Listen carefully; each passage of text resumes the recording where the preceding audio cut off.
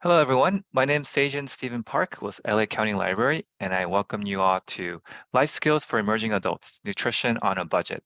This series is supported in part by the U.S. Institute of Museum and Library Services under the provisions of the Library Services and Technology Act, administered in California by the State Librarian. This is part of a series of programs for LA County Library, focusing on helpful life skill topics for emerging adults ages 18 to 25. Along with a series of virtual programs, we are also offering in-person events on these topics at library branches in Lancaster, San Fernando, Compton, South Whittier, and East LA. You can find more information and register on our website at visit.lacountylibrary.org. Now, before we get started with today's program, I'd like to share a few housekeeping requests. If you're having trouble hearing us or seeing our speaker on our slides, please let us know in the Zoom chat and we'll do our best to assist. If you would like to listen to this presentation on your phone, you can do so by calling the number below and using the webinar ID and the passcode. And you may have noticed that your mics and video are disabled for attendees, but we do welcome your questions and comments throughout the program.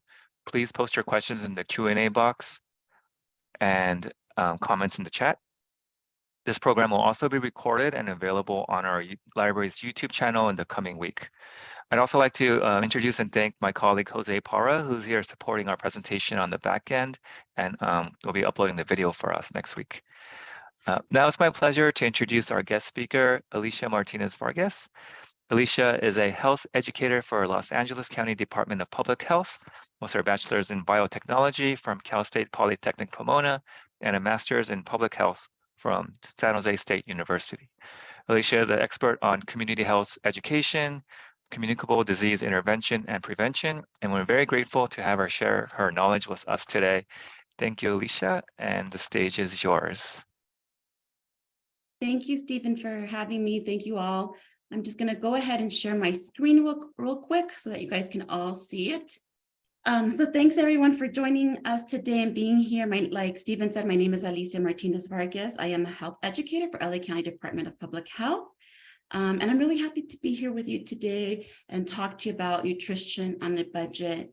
It's something that in today's times, with how expensive things are, food, gas, it's really great to understand how we can eat healthy and on a budget.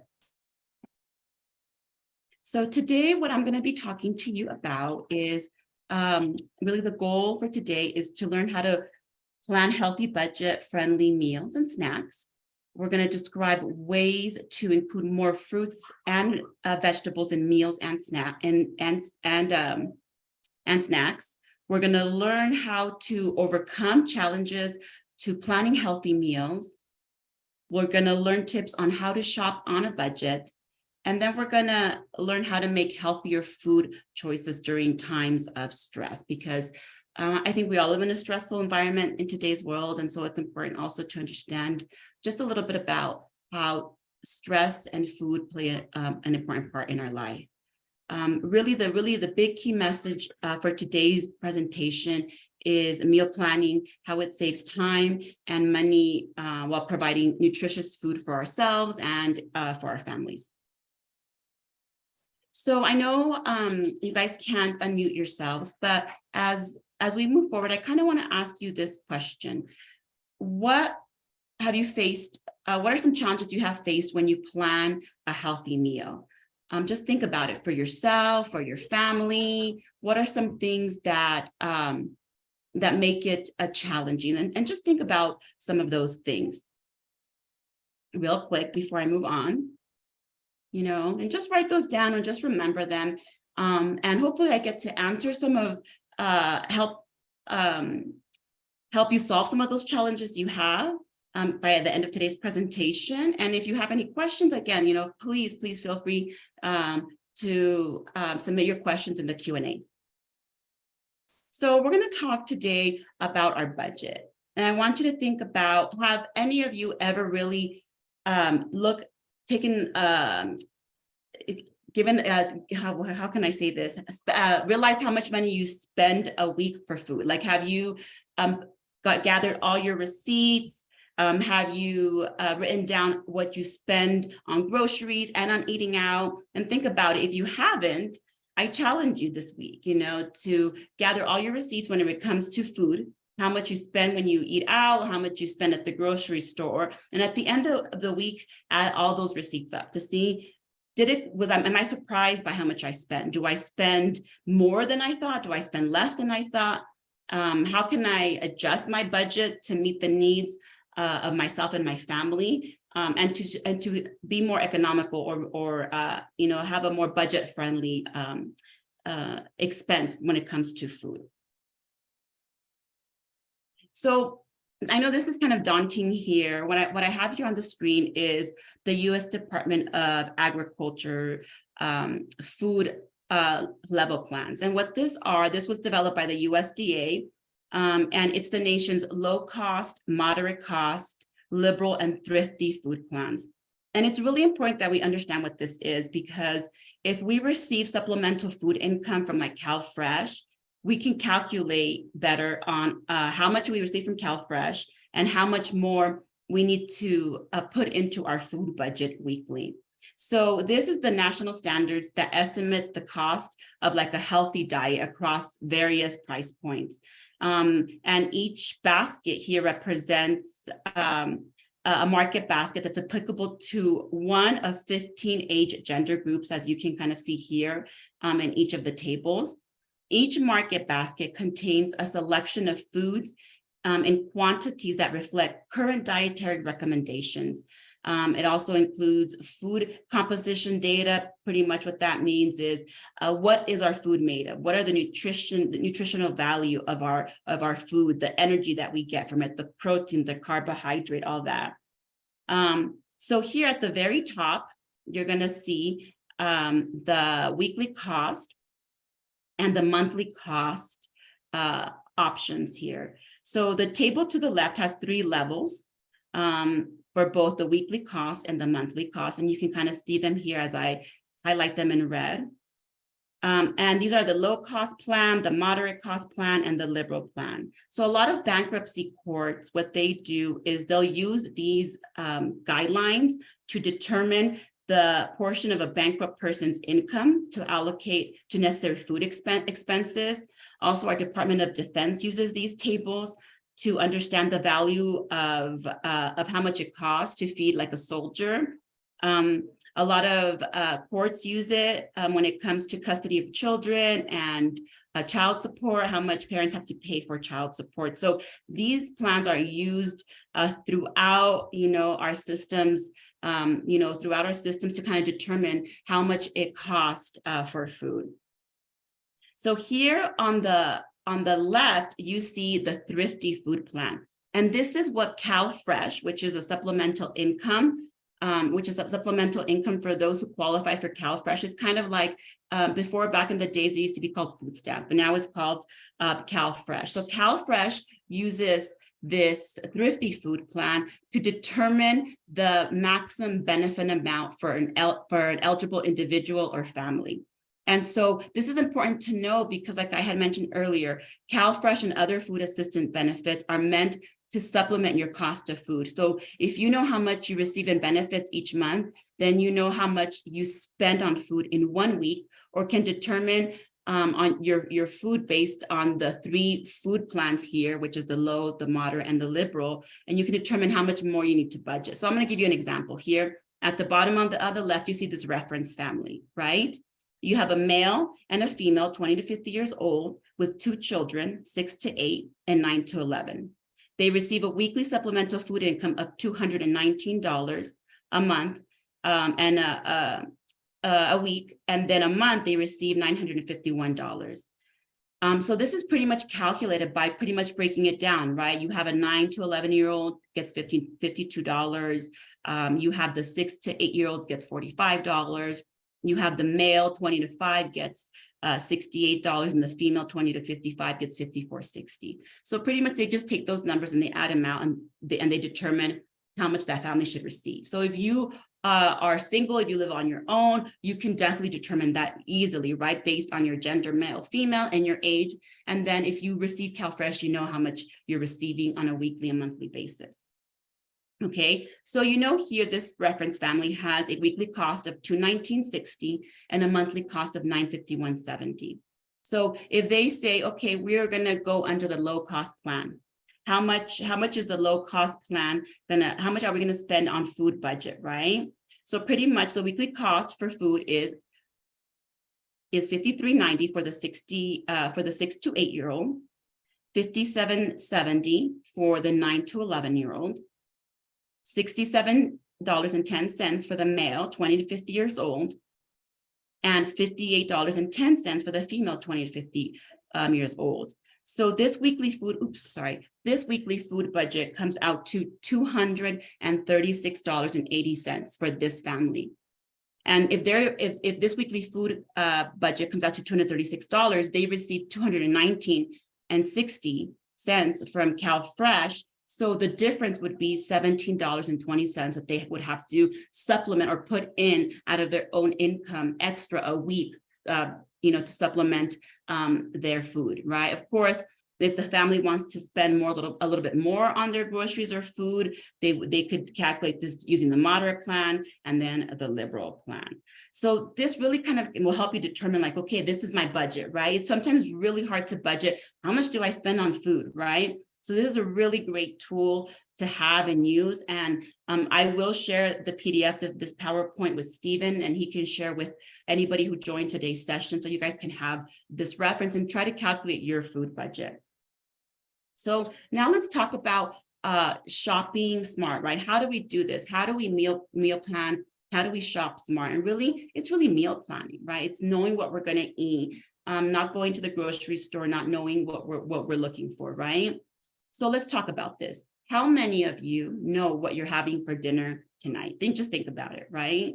Or maybe you already had dinner, and maybe you didn't have a plan for your dinner, and maybe cooked up something or went to get something real quick at a restaurant. Do you know what you're having for dinner tomorrow night, right? So that's why this is what meal planning is knowing what you're going to be eating tomorrow, the day, on Saturday, all these days, knowing what you're going to eat in advance is really important. That's really what meal planning is. And people think meal planning is really difficult, but it's really easier. It's really easy, it's easier than we think. So if you can plan at least a few days of meals and snacks for your family, you're really on your way to eating healthier, to saving time and money, to reducing trips to the grocery store. So all that stuff, when you meal plan, this is some of the benefits that come from meal planning. So let's talk about what are some tips for meal planning on a budget. What can we do? So first, definitely make a menu. Decide which recipes you're going to make for lunch and dinner, and make a list of items that you will need from the grocery store. And when you have a plan, you will be less likely to spend money on fast food or convenience meals. Because if we don't know what we're going to have for dinner or we're going to have for lunch, we're going to go the easy route. The alternative, right, is to go grab something to eat at a restaurant. And it's a lot more expensive doing that. Also, plan your meals around foods that are on sale. Check store flyers, newspaper inserts, and coupon sites online. Some grocery stores have already an app that you can download on your phone, and once you download that app, they can show you what's on sale, what are some of the deals they have. You're going to be surprised that a lot of the stuff sometimes is really on sale. So just be sure to buy and plan for foods that you will actually use so that you don't go to waste, right? So sometimes we see, oh man, we have, buy, 4 boxes of cereal and get 1 free. Okay, that sounds like a deal, but are you going to go through those 4 boxes of cereal, right? Are they going to go to waste, right? Are you a cereal person? So just understanding that, right? Because sometimes just because it sounds like it's a good deal, it may be for someone who might use that. But if you're not, if it's gonna be food that's gonna go to waste, then that's money also that went down the trash, right? So just think about it that way.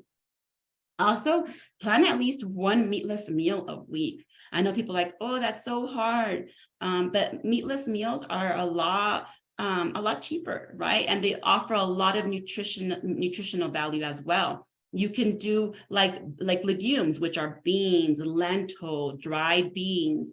You can do eggs, tofu, peanut butter, and canned fish. They offer a lot of great tasting. They offer a great variety in protein. All these examples I just gave you they offer protein at a good price, and sometimes a more reasonable price than like chicken, fish, or meat or red meat. And again, I'm going to also with Stephen, I'm going to share some recipes that I have, and he can go ahead and email those to you all, along with the PowerPoint, So making one meatless meal a week is great. I try to do it for my family. We do like meatless Mondays, and I'll do something like vegetable fajitas without any meat, or we'll do like vegetable tostadas with like black beans, corn, bell peppers, right? And so just knowing that, that's another option. Also check your pantry, your refrigerator and freezer before you go to the grocery store. I've been a culprit of this. I'm like, oh, I don't think I have that. I should have checked. And then I buy it and then I come home and I'm like, oh, I did have it. I just spent money I didn't need to spend, right? So check your pantry refrigerator before you go. Look at the expiration dates of the food and ingredients you already have on hand. Which ones do you need to use up right away? Also is a good way to kind of get rid of those pantry items that maybe you haven't used for a long time but don't want to throw away. And look for recipes that use those foods and ingredients that you already have. Try to avoid recipes that have ingredients that you don't have. And maybe if you really want to try that recipe, just skip that ingredient. I've done that, right? Where I made a recipe and I'm like, oh, I don't want to spend, $10 on this spice, that I'm probably going to use only one time for this one recipe. I'm just going to go without it. And I'm not going to include the spice in my recipe. So just being flexible and knowing what you want to spend your money on. Also avoid recipes that, like I said, need special ingredients, right? Because you're probably only going to use it that one time. So just leave that ingredient out. Look for seasonal recipes, what's in season, right? I feel the hardest for me is the winter months. There isn't a lot in season in the winter months, right? We have potatoes, carrots, broccoli, but it can get really tiring, using those same recipes. But now that we're coming into spring, we're coming into summer, we're going to have more variety. So, look for recipes with those seasonal ingredients, vegetables and fruits. Plan to use leftovers. Think about how you can use leftovers. If you're cooking like a roast chicken with rice and vegetable, maybe tomorrow night, then maybe you want to make chicken sandwiches the next day. Or, you might want to make, with the leftover bones of the chicken, you might want to make like a soup, and toss in any vegetables that you have left over. So kind of be creative, right? So plan to use your leftovers. Also make extras. This is so important. Don't let a big bunch of carrots or celery go to waste. Use it all. Like you're like, oh, this is too much for me. I only need, this is a bunch. I need to buy the celery, this stack of celery, and it has a lot of celery. I only need 2 celery from this. So, just use it all up, use it all up, or find other creative ways or other recipes that call for celery. Instead of making one batch of that recipe, make 2 batches, and maybe you can possibly freeze the other batch and have it readily available, for the following week, and that's meal planning in itself as well. And then also, I don't have this one, but if you have a family, know what your family likes to eat, know what you like to eat. Encourage people you live with or your family to share what they like to eat, so that you can include those food items in your meal planning as well. Alicia, we had a couple questions come in. Do you mind if we ask a few of these? One was, are frozen vegetables just as nutritious as fresh vegetables? Yes, and I'm going to talk about that. That's another good. And what I'm going to talk about frozen vegetables and canned vegetables, but yes, they are just as nutritious. I know people have that stigma that they're not, but they are just as nutritious. nutritious as fresh. And another question, for the budget guidelines, how current were those budget guidelines? Does it account for the recent inflation? Because as we all know, cost of food has gone up significantly in Yes, recent it months. has. So these were from July of 2022, and they update them every year. So they should update them this coming up. But these are most recent. Now, what I can do also is I'll look at the USDA guidelines as well, just to see if they have updated them. And if they have, I'll send Stephen the link to share with you also. You guys can easily access those updated ones. But yes, these were from July of 2022. So just this past summer. And one final question, the meatless proteins, could you repeat that list one more time, please? Oh, yeah, I think definitely. you mentioned. So we have legumes like beans, tofu, lentils, dried peas, eggs, peanut butter, canned fish, tuna, right, is another one. And these all are great, a source of protein. Great, thank you.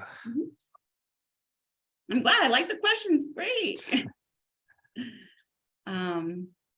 Okay, so let's talk about some tools for planning meals and snacks. So people's like, oh, I don't know. I don't even know how to start meal planning. How do I do that? So really, meal planning goes beyond just deciding if you're gonna have meat or chicken or fish for dinner. It's really, to get really the benefits of meal planning, you really have to plan the whole plate for your meals and snacks, right? So okay, I'm gonna have chicken, but what am I gonna have with that chicken? What's gonna be my carbohydrate? Is it gonna be a rice? What grain is it gonna be? What vegetables am I gonna have, right? Also understanding that when you meal plan, we have snacks in between, right? So what are you gonna have for breakfast? What are you gonna have for lunch? What are you gonna have for dinner? And anything you're gonna eat in between, right? So that can be snacks, it can be making sure that you have carrots on hand or cucumbers or fruit, vegetables or yogurt that you can easily, grab when you get hungry in between your meals. So just really knowing, so this is a great weekly calendar that you can easily make on Word. It doesn't have to be this fancy, but you can see here, it breaks it down, breakfast, lunch, dinner, and what your snacks are gonna be. And if you put this on your refrigerator, or if you have a planner, and you look through your planner on a daily basis, you can kind of see, okay, what am I supposed to be eating today, right? Another tool to have is to really learn what my plate is. I'm going to talk a little bit about my plate in the next slide. But you can see here, my plate, my wins. Really, you see the whole plate here and how our plate needs to look when we are eating, right? We see that half of our plate is fruits and vegetables, and we see the other, like about 1/4 is grains, 1/4 is protein, and then we have dairy, right? So understanding what my plate is and making sure that your meals look like this and consist of the My Plate recommendations. And then finally, My Plate has a bunch of recipes, very economical recipes, easy to make, that you can look at their website. And I have the QR codes for those on a later slide, so you can kind of access them. And again, like I said, I'm going to share this PowerPoint with Stephen to share with you all as well. So like I said, My Plate, My Win, make it your own. We're going to go over this. It's really guidelines to plan healthy meals. And so as we plan our meals, we want to keep the following tips in mind to help meet the My Plate guidelines. So you want to include all 5 groups. So make sure there are about 3 to 5 food groups in each meal. So for my family, I always make sure we have a vegetable or a fruit. I don't do like, it has to be fruit and a vegetable, right? So normally I'll do half of the plate for breakfast would be a fruit, strawberries, frozen blueberries, bananas, apples, whatever, but half of that plate needs to be that fruit. And then it would be like a grain or a protein. And then for dinner, I'll just do all vegetable. Half of that plate needs to be vegetable. So don't think that it needs to be, oh, I need to have a fruit and a vegetable for every meal. No, because we know sometimes we're not going to eat vegetables for breakfast, right? So we're more likely going to eat more vegetables for dinner. So just making sure that half of that is either fruit or a vegetable or both. Also, make half of your grain whole grains. We want to include at least 3 whole grain choices each day, like a whole grain cereal, 100% whole wheat bread, whole wheat pasta, brown rice, And whole grain snacks also could be included in this, such as crackers that read whole wheat bread with peanut butter. The grains is confusing because what I think about when I see grains, people think, okay, you have the brown and the white grains, right? So normally when you see a brown grain, that's a whole grain. So brown rice, brown pasta is a whole grain. And you can easily look at the nutrition label and see the ingredients. And if the first ingredient says whole wheat, then you know it's a whole wheat grain, right? So pretty much what this is saying is at least you want to have 3 whole grain choices each day. It doesn't all have to be whole grain, but if you can make 3 of your grain choices whole wheat, that's perfect, right? So it can be, like I said, it can be a whole wheat bread with peanut butter for a snack, right? But maybe in the evening, maybe you don't like a brown rice, right? Maybe brown rice is difficult to make. Oh, brown rice is a pain sometimes, right? It takes forever to make sometimes. So sometimes people don't have that time. They're like, I know, I'm going to make white rice, right? And that's okay. If you can incorporate whole grain throughout the rest of the day, that works just as fine. Also, you want to, get your dairy, include at least 2 to 3 low-fat or fat-free dairy foods each day. It can be milk. It doesn't have to be milk. It can be a cup of yogurt. It can be cheese. And a cheese can be like the size of your thumb. And each count as a serving. So it doesn't have to be like milk, but it can be another form of dairy as well. And then vary your protein food choices. Include some lean meat, poultry, fish. You want to remove the skin from the chicken to get fewer calories and less fat. So for this meal plan, let's remember to include fish for one of the meals, canned tuna or salmon count, right? So if you can get fish into your meals, that'd be great. I know not everybody likes fish. It might be more difficult, but if you can, that's another good option as well. So what I have here in front of you, it just kind of shows you a breakdown of fruits, vegetables, grains, dairy, and protein, right? These are all the groups that we need to include when we're planning our meals and when we're eating, right? And you can see here, this is really great because it breaks it down like what you want to focus on. You want to focus on whole fruit and select 100% fruit juice when you choose juices. So juices can count as a fruit too, like orange juice, right? But if it's, as long as it's 100% juice, right? You have to look at the ingredient, and if it says 100% juice, then it's 100% juice. You want to make sure that it doesn't have any added sugar. And normally for an adult, based on a 2,000 calorie plan, it's about 2 cups a day that we should be getting of fruit. So this can be, 1 cup can be like a large banana. It can be a cup of mandarin oranges. It can be half a cup of raisins. It can be 1 cup 100% grapefruit juice. So if you, for example, had 2 large bananas today, then you already met your guidelines for your fruit for the day, right? So same thing with vegetables. You want to eat a variety of vegetables and add them to mixed dishes like casseroles, sandwiches, and wraps. I do a lot of my vegetables for my family in smoothies. Spinach is a good thing, is a good a vegetable, or I guess you want to say a grass to put in a smoothie, right? And this can be fresh, frozen, and canned. They count too. If you're going to get them canned or frozen, though, you want to make sure that it says reduced sodium or no salt or added to those, right? And so as for an adult, based on a 2,000 calorie plan, you want to get about 2.5 cups. So 1 cup would be like 2 cups of raw spinach, 1 large bell pepper, 1 cup baby carrots, 1 cup green beans, and 1 cup mushrooms. They're just example, right? So, these are just things that you guys can look at, right? And kind of see, okay, I visually see this now. I know what this means, right? Because it's really easy to say, oh, you have to get 2 cups, but what does that look like, right? In the real world. And then, like I had said about whole grain, choose a whole grain version of common foods such as bread, pasta, and tortillas. So like I said, how to look for whole grain, look at the ingredient list for the words whole or whole grain, and then you'll know it's a whole grain item. You want to get about 6 ounces a day. So 1 ounce counts about 1 slice of bread, 1/2 cup cooked oatmeal, 1 small tortilla, 1/2 cup of cooked brown rice, 1/2 cup of cooked grits.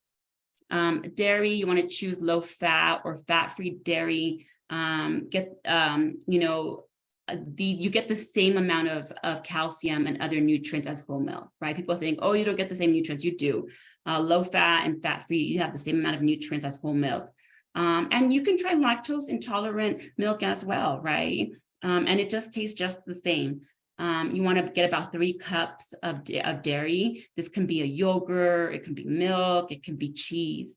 And then finally, protein. You want to eat a variety, like I had mentioned. Beans are included in this as well. Soy, seafood, lean meats, poultry, nuts, and seeds are also protein. So you want to select seafood at least twice a week, choose a lean cut of meat and ground beef that is at least 93% lean. So we should be getting about 5.5 ounces a day. So this could be 1 ounce count as like 1 ounce of tuna fish, about a 1/4 cup cooked beans, 1 tablespoon peanut butter, and 1 egg. Also, you want to remember to drink water instead of sugary drinks. It's, regular soda, energy drinks or sport drinks, teas, our coffee shop drinks. These have a lot of added sugar. And also they're expensive, right? They can be pricey. And so they have a lot of added sugar, which adds more calories to our diet. So try to drink as much water as you can instead of these sugary drinks. And don't forget that also physical activity is really important part of nutrition and health, right? Really being active can help us prevent disease and manage our weight. And so we should be getting about 150 minutes a week for an adult. So how can we add more fruits and vegetables to meals and snacks, right? So we have, choices A through D here. We have make sure there is a fruit or vegetable in each meal, include 2 vegetables at the main meal, eat fruit for snacks, and all of the above. So we know it's all of the above, right? Being creative, thinking outside the box of how am I going to get, if you're not a person that doesn't eat a lot of fruits or vegetables, how am I going to get fruits and vegetables in my meal? Like I said, making smoothies is a great way to do that, and very easy. So we're going to talk now about addressing challenges to meal planning. There's always problems, right? Like, oh, it's so hard meal planning. So we're going to look at some common challenges to getting healthy meals on the table. And some of them may sound familiar to you. Some of them may not.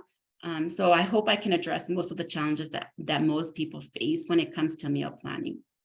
So problem 1, I don't have time to cook, right? That can be a problem for a lot of us, right? We might be going to school, we might be working, doing both. We might have small children that we're taking care of, and it's difficult. We're running around here and there trying to get our family to school and to extracurricular activities. So what is some possible solution, right? Try no-cook meals, right? Like sandwiches, salads with canned beans or tuna added to them. Use convenience food. Take the help where you can afford it. Try canned and frozen vegetables, bagged salads, grated cheese, pasta sauce. Use complete frozen dinners and box casserole kits less often, right? Like frozen lasagna, right? You don't want to use that. It's really processed, right? Like I said, use it if you can afford it and where you can afford it. I love shredded carrots, but I hate shredding them myself. So that's my pleasure. When I need to use shredded carrots in salads or in recipes, I just buy the shredded carrots. It's a little bit more, but it saves me the time of having to shred carrots on my own, right? So just knowing where you can spend a little bit more. Also, a batch cook, I had mentioned earlier, use part of that recipe and freeze the rest for later, or that can be your lunch for the next day, right? And there you go, right? You don't have to worry about what am I going to have for lunch the next day. So making more batch cooks you have for lunch or for future dinners. Plan ahead. Remember, you will save time when you plan. So using a calendar, like I showed you in the previous slide, is a great tool to plan ahead for your meals. And choose really quick and easy recipes. Maybe looking at recipes that don't require a lot of chopping, that takes a lot of time, a lot of prepping. Preparation and cook times are shown for recipes when you're looking at it. Tells you how much time it's going to take you to prep and cook. Most recipes nowadays show you that. So looking for that and say, I don't have an hour and a half to make this meal, right? So considering that as well. a lot of what I use a lot is the crock pot. I have a crock pot for remembering that the crock pot it's really convenient. You just dump everything in there, but the food takes 6 to 8 hours to be ready. So knowing that in advance and making sure like, okay, I'm going to make this crock pot meal, but I have to do it in the morning or the night before and leave everything ready so that I can just turn on the crock pot and there you go, right? So knowing and looking at as well how long it takes to prep that food and to cook that food is important. And then problem number 2, sometimes you make several items at one meal because maybe you have kids and they don't like or want the same thing, right?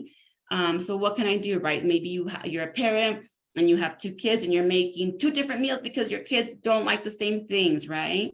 So what's some things you can do? Really let the kids help with the planning. Perhaps they can take turns in choosing items or recipes for the meal. If kids help plan and prepare meals, they're really going to be more likely to eat them. Let kids help with meal preparation and serving. Choose jobs that are age appropriate for them. This can be maybe washing the vegetables. Also create your own meals, salad, burrito, pizza, veggie plate. Encourage kids to try new food. Okay, so these are 2 websites you can go to for more ideas on delicious and healthy recipes. I have the QR code here. The first one on the left is eatfresh.org. And this website not only has recipes, but you can get great nutrition information and take free eatfresh.org mini courses. And these are really great, right? Because it just gives you a more in-depth experience on like, okay, how do I read a nutrition label, So, these little mini courses can be really, really helpful if you're trying to eat more nutritious and healthy meals. The My Plate Kitchen website on the right is part of the myplate.gov site. They're the ones who also created the My Plate recommendations that I shared with you earlier. And you can get a lot of really great and easy recipes here and learn more about My Plate and healthy eating by downloading their app. They even have a really neat feature where you can enter your age, what you eat, your weight, what your goal is, and if you're getting the recommended amount of vegetables, fruits, protein, grains in your diet. So now let's talk about shopping on a budget, because also when you do meal plan, you want to make sure when you go to the grocery store that you're shopping on a budget so you don't have a very expensive grocery budget, right? And that you stay within your allotted weekly and monthly food budget. So what are the steps to help you prepare for shopping on a budget? So now that we know that we want to plan our meals, we're gonna talk about this, right? So first, check for foods on hand. You want to make sure you look in your cupboard, refrigerator, and freezer for foods you already have. And remember to move the oldest foods to the front. So when you freeze items like leftovers, make sure you label the container with the name of the item and the date so you can use it before it is in the freezer too long. Also check for sales, look at the food ads that are available to you, save money by using items that are less expensive as a base for your meal. If something is on sale that you need, that is a great way to save money. If there's something that you also use a lot and it's on sale, buy more for later, right? Because if you use it a lot, I'll give you an example. I use cumin seasoning in my food a lot. And I use a lot of rice white vinegar. I love cooking Asian-inspired food. So when I see it on sale, if I'm not going to use it that week, I still buy it because I do go through those items quickly. And so knowing that, buying those items you use a lot, complete the meal planning, write down the food items needed to make your meal based on the My Plate food groups by adding a fruit or vegetable, and then write your shopping list. Create a shopping list for the foods needed and include the amount needed for each food item. That is so important. Sometimes I'll write, oh, I need bell peppers. And I'll be like, oh, how many did I need? Did I need 1? Did I need 2? So making sure that if your recipe, making sure to know how many bell peppers or how many items your recipe calls for is important, because you don't want to overbuy too or underbuy. I've had problems when I overbuy too much and I don't use it that rest of the week and the food goes bad. And there it goes down, the trash. And so a waste of my money as well, right? It's going down that trash. So, writing down how much you need of that item. Also, this is really important too, when you have recipes that call for like canned items. So like, for example, a tomato sauce, canned tomato sauce or crushed tomatoes, want to know how much the ounce of how many ounces you need of that item, right? Because some ounces are smaller. I mean, some cans are smaller in ounces, some cans are larger in ounces, and you want to make sure you have enough. So also unit price. Unit price can be found on the top right. So you see it here, or the bottom right corner of an item. And this is not usually on the item, but it's actually like on the ticket that tells you how much that item is, like on the aisle. And it's usually shaded in a reddish orange background, and it's next to the total retail price. So this is a really great way to also shop on a budget to see if what's more economical for me. So you can see here, this is brown rice. The price we pay at the register is $3, right? How much food is in the container is 3 pounds. So we're paying $1 per pound. This is the unit price, right? And then you have here, this is the comparison of canned pears, right?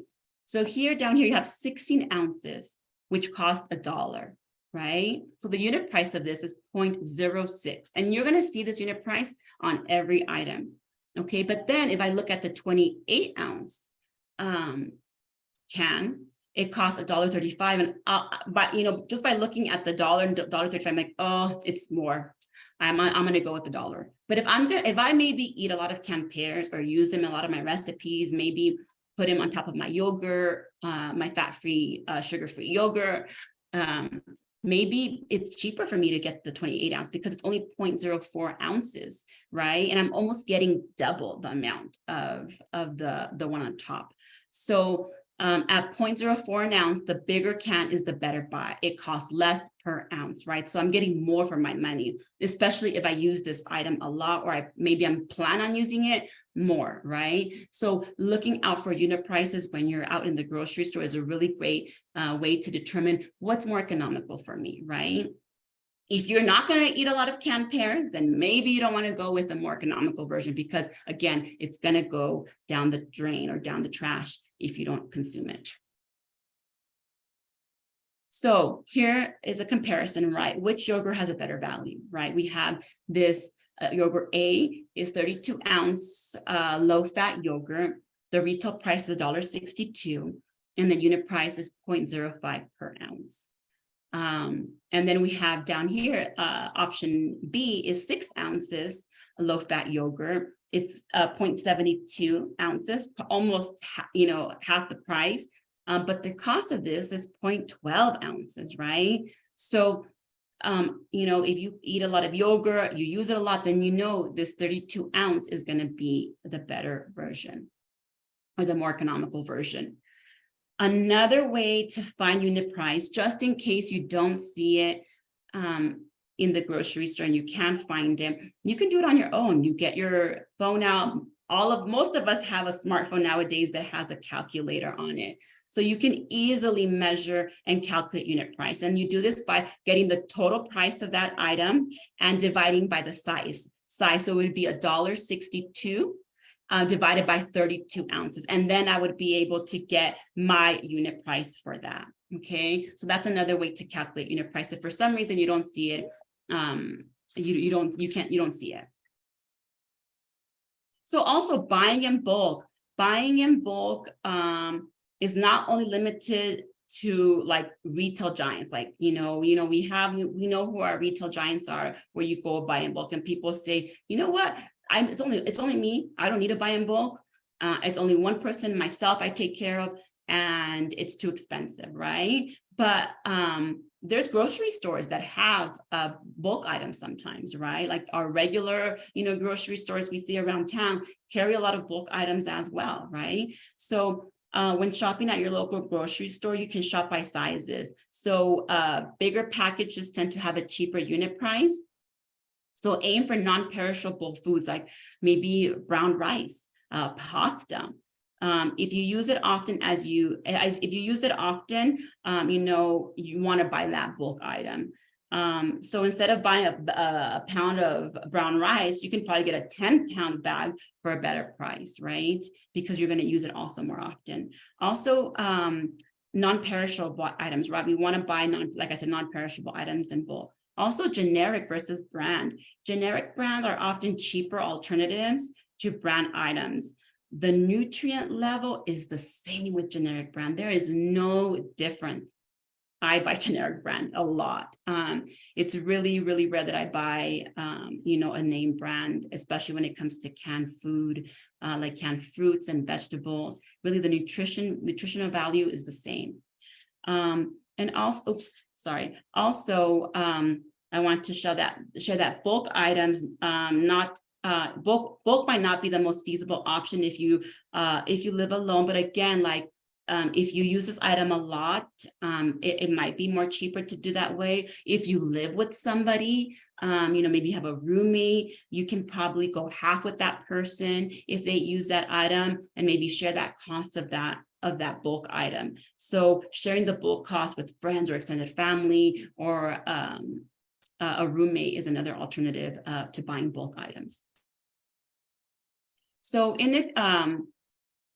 So let's talk about inexpensive grocery options, right? I know someone had mentioned, do I get the same nutrition value? So like I said, buying in season, there's 3 excellent ways to get the best bang for your buck, So it would be definitely buying in season, fruits and vegetables. They're usually less expensive at the peak of the season, but only what you can use before it spoils, right? So if strawberries are at the peak of the season and they're on sale, and maybe, sometimes I've seen at my grocery store, sometimes, buy 2 packages of the 1 pound strawberries and get 1 free, right? But if you're not going to go through them and they're going to go to waste, then don't buy them. But if you're going to eat them, right, then definitely, buy as much as you're going to eat and not going to spoil. Selecting frozen food.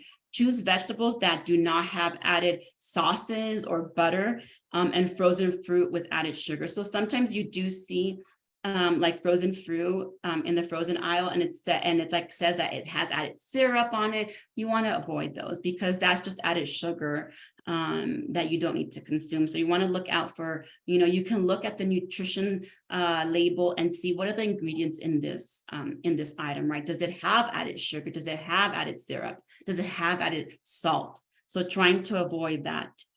Frozen food is a really excellent choice as fresh. And sometimes they may cost less. So quality and nutritional value is really the same.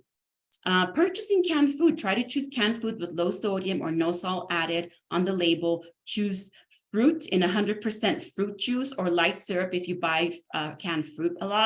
It's really rare that you're going to find canned fruit that has no added sugar.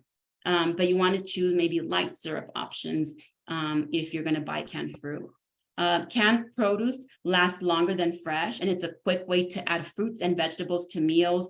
Corn, green beans, and the quality is the same.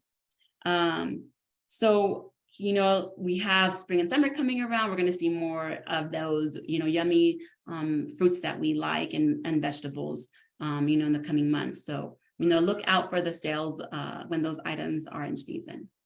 Alicia, I had another question pop in. Yeah. What's your opinion on expiration dates? Some stores sell products without expiration dates. Sometimes the food's still okay to consume. Sometimes it's bad to consume. No, it is not bad to consume. You know what I have, and I'm going to share it with you, Stephen. I have a chart. I just have to really find it.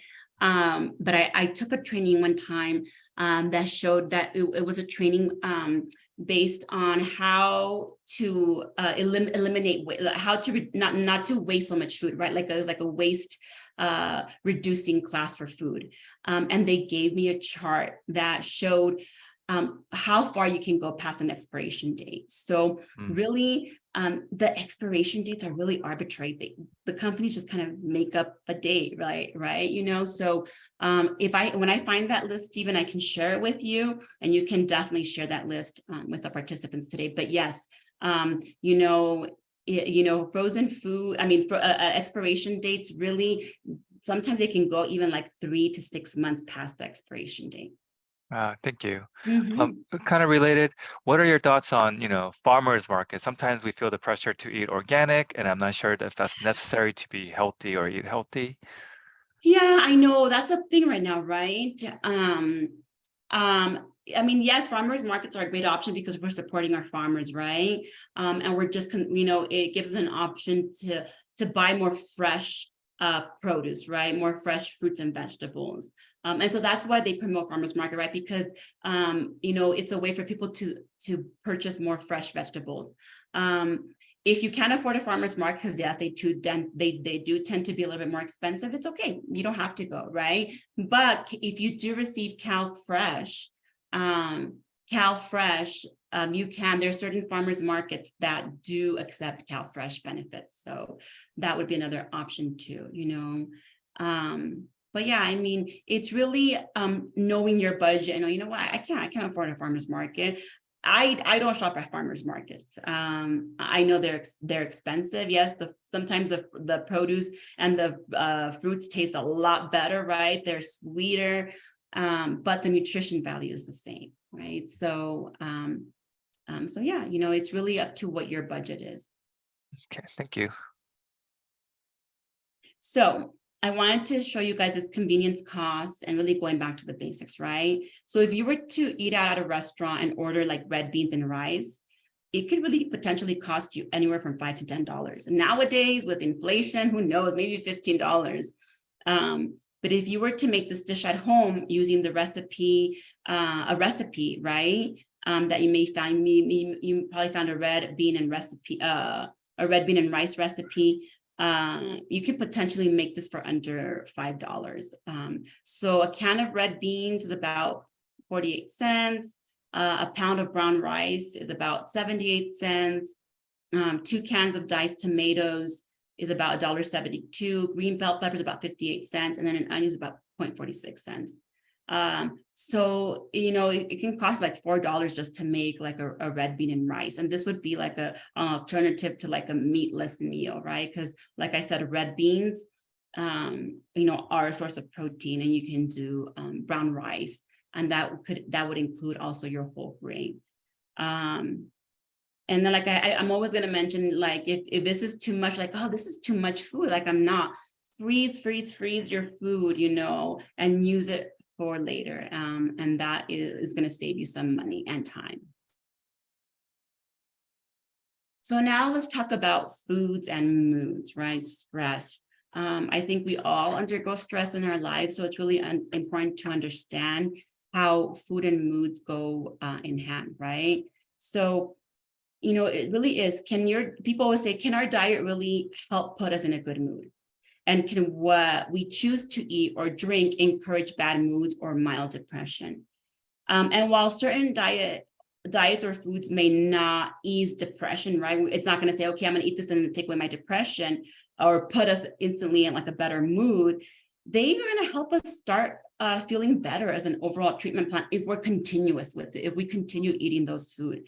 There really is a lot more research that is showing us that some way the diet, it really influences our mood. And I'm going to give you a prime example of my family. I have a son who is ADHD, and I use him a lot when I talk about nutrition, because what he eats really affects his mood, right?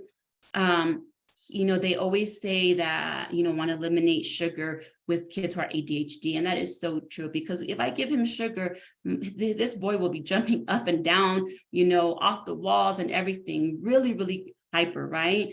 And that is just the way, his brain mechanism is, right? And how sugar is processed through his gut and into his brain, right? And it's really, really difficult for him to kind of put himself in a state of relaxation mode after he's had sugar. So it is so true. Really, the diet does influence our mood, right? So if we're going to eat more nutritious food, more produce, more vegetables, more fruits, more lean meats, more whole grains, and we include that as part of our diet in general, not to lose weight. I want people to think that nutrition is about not losing weight or being fit or being thin. It really is about getting the nutrients you need, that our bodies need, to live a healthy life, right? So if we continue with our routine of eating nutritious, overall, we're going to have, better moods and going to be able to deal with anxiety and stress in a more effective way. So really there is a science of food, and food affects our mood is really based on our dietary changes and how they really change our brain structure. They change our chemical brain structure, physiologically, which can really lead to, a better behavior or altered behavior if we're not getting nutritious food. So yes, understanding that is very important. So certain foods, so in time of stress and when our body needs more healthy resources, we don't want to skip meals. We want to take a moment before eating to relax and breathe. We want to eat slowly. We want to enjoy a variety of foods. We want to eat a number of small meals throughout the day. Snacks are so important as long as that they are nutritious, healthy snacks. We want to relax while we're eating, right? A lot of the times, we don't relax. We're on our phones sometimes. We see people, eating and on their phones, right? That's not relaxing. You're not able to enjoy your meal. Moderation is key, really, especially in sugar, caffeine, nicotine, alcohol, and reading the ingredients labels. In general, the more processed and chemically treated the food, the less nutritional value it holds. And it's so true. So reading that nutrition, those nutrition labels and reading the ingredients, if you don't understand what those ingredients are, or know what they, don't know what they mean or what they are, then it's probably really processed, right? So certain foods and nutrients really help our brain to make chemicals that can impact our mood, our attention, our focus, while other foods really can zap our energy. So the best meal to enhance our mood is one that really combines complex carbohydrates with lean proteins and colorful produce. So for example, a complex carbohydrate would be like a whole food like sweet potato, rolled oats, beans, and quinoa. This can really increase the availability of our feel-good chemical serotonin in our brain. Also protein consumption, so like from foods like fish, beef, chicken, turkey, tofu, beans, eggs, yogurt, unsweetened yogurt is another source of protein. Peanut butter, it really has been linked to higher levels of dopamine and norepinephrine, which are the brain chemicals that play a role in our mood, our motivation, and our concentration. And then fruits and vegetables are high in vitamins and minerals and antioxidants that nourish your body and have also been shown to like boost happiness. So this is just, some tips for you guys to know about why it's important to, incorporate a variety of food in our diets. So checking the ingredients. I know I've been talking to you guys about this. I mentioned it briefly in slides about reading food labels. So the ingredient list is very helpful tool. So the ingredient list shows each ingredient in a food by its common or usual name.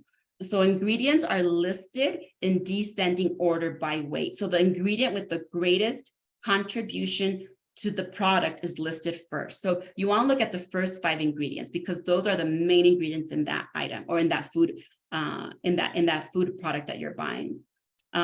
So what ingredients do you want to get more of? What ingredients do you want to get less of? So you see here, we have whole grain wheat, flour, water, sugar, wheat gluten, soybean oil, natural flavors, right? Whole grain should be listed as a first or second ingredient if it's claiming it's a whole grain item, right?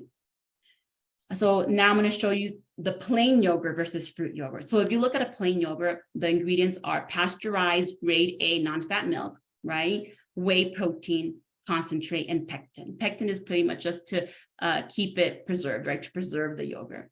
And then you have a fruit yogurt, and ingredients are cultured grade A reduced fat milk, apples, high fructose corn syrup, cinnamon, nutmeg, natural flavors, and pectin, right? So you see here, okay, what other natural flavors are on there? They have high fructose corn syrup, right? So these are the ingredients that you want to stay away from, right?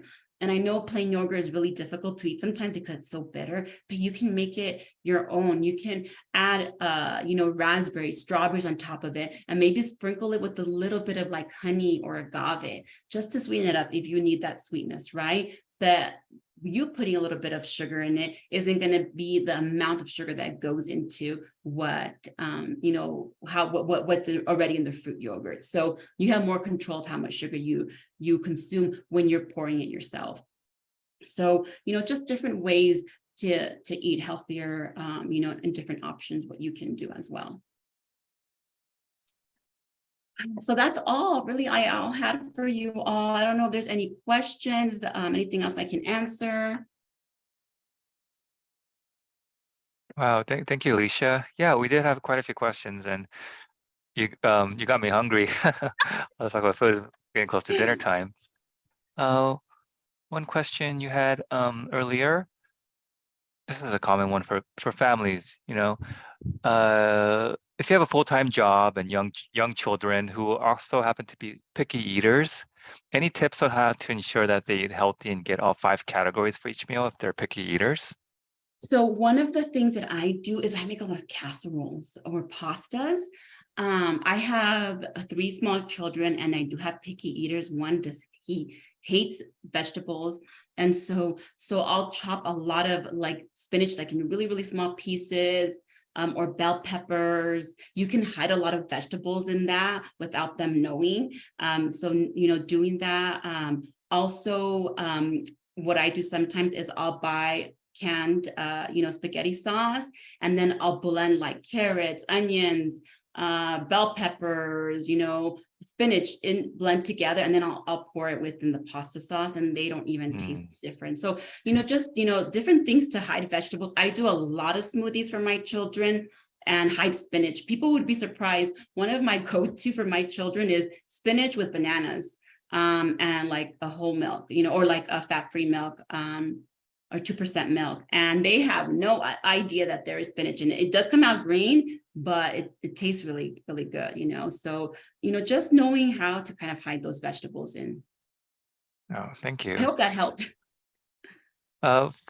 One guest was asking, when I hear canned something, I think of preservatives, and for some reason I feel preservatives are not healthy. Is that true? No, preservatives are not. That's not true at all. Preservatives are fine. It's the process, all the other process stuff that goes in, right? They need to put preservatives in items, to preserve the food, right? Preserve the food. Right. So there's not that they're not unhealthy. It's just I think it's just the stigma that we've gone with like processed food and correlating processed food with like canned food, right? Or frozen food. That's processed, but not necessarily. If you read your ingredient labels and kind of see like, oh, it just has, the water that it's in, maybe a salt to preserve it, and the vegetable, it's fine, right? So just reading the ingredient label is fine. A lot of like peanut butter has, some type of preservative in it too, right? Just to preserve it, like a little bit of oil, or other things in it. So, that's not true. Thank you. Do we need to enroll for My Plate to get access to their plate? Do we need to enroll for My Plate to access their plate? No. No, you could just go to the myplate.org website. Awesome. Let's see. Quite a few comments here. What's your opinion on, again, organic grocers? Sometimes, is it just a marketing kind of trick to charge higher prices for organic eggs, or? I think with the organic, it really is more of the pesticides, right? So people go organic because there's less pesticides in that. And that's, of course, something we want to worry about, right? So definitely when we eat regular food, like we don't eat organic fruit, we have to just ensure that we really wash it well, because there's residue of those pesticides in it, and we don't want to consume that, right? So that's the big key, right? Is yes, organic food, it can be very expensive. I don't buy organic food, it's very expensive. But just ensuring that we're washing our vegetables, washing our produce, properly, right? So no, I don't think it's like scheme. It's just, I think there's people who really are concerned about the pesticides, and which we should be, right? But there's ways that we can remove that pesticide, and consume a bit less. So that's the real reason. Thank you. Well, this is what I can relate to. Do you have any suggestions for healthy, balanced pastries? I have tea sometimes in the afternoon, and I want, some type of pastry, but sometimes I crave something other than whole grain bread, with almond. So, moderation is key. There's nothing wrong with having your pastry, at the end of the day, right? It could be a cookie, right? It's really moderation. It's saying, okay, I'm going to have a tea and I'm going to have two cookies with it. That's okay, right? If you were able to meet your nutritional value the rest of the day, we deserve a treat, so it's really, really moderation. You can also look for pastries that maybe have less sugar or no sugar pastries, because they do have those.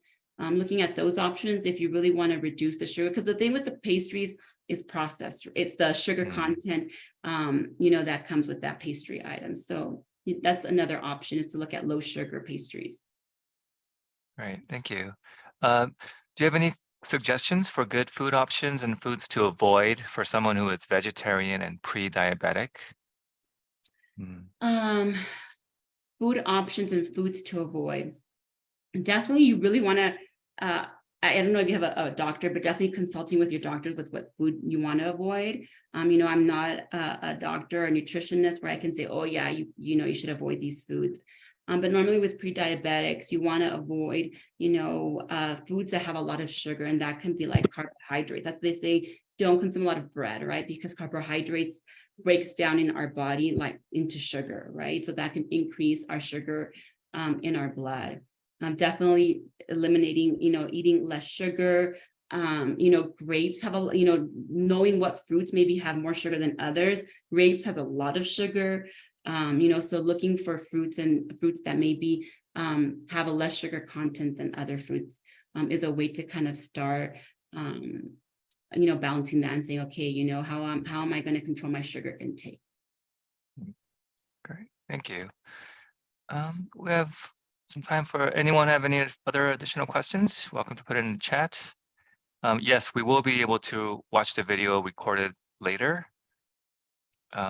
Any tips on how to wash your, other people are suggesting, you could wash off pesticides. How do you wash your produce well? So you want to kind of soak it in water, in a water bath, right? And you can use like I use like a mild soap, sometimes like a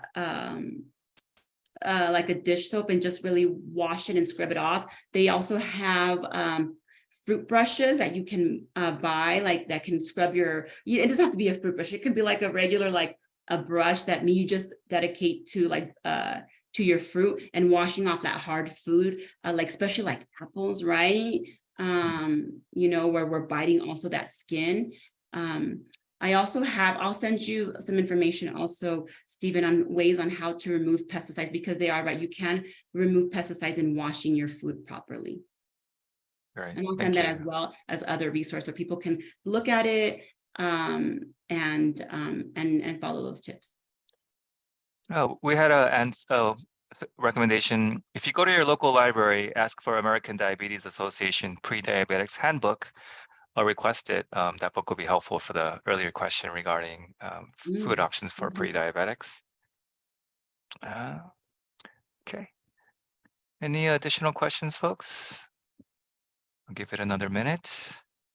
But thank you all so much for participating and being really engaged and asking great questions. Yes, I've learned a lot.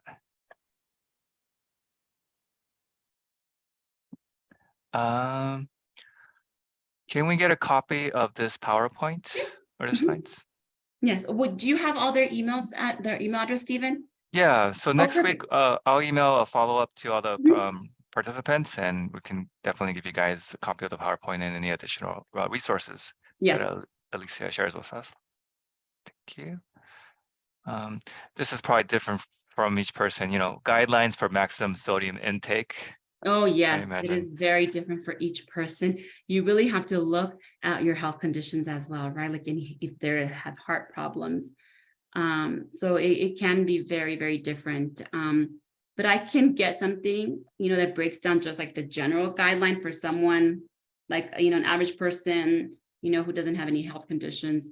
I can send that as well as part of the resource, Stephen. Great. Thank you. Thank you so much. Okay, everyone, we're at 7:10, so just wanted to thank Alicia for sharing so much great information and her expertise, and for everyone who's participated and attended, either live or watching this video at a later time. I hope you guys got as much out of it as I did. It's very, very helpful. Thank you so much. Thank you, everyone. You all have a nice evening. Thank you. Just to add on to it, our next virtual program will be on May 18th on the topic of healthy relationships for emerging adults. In April and May, we'll also be hosting in-person programs on additional topics at LA County Library branches in Lancaster, San Fernando, Compton, South Whittier, and East LA. You can register and find more information on these events on our website at visit.lacountylibrary.org. And thank you all for joining us today. Thank you again, Alicia, and have a good night, everyone. Bye-bye.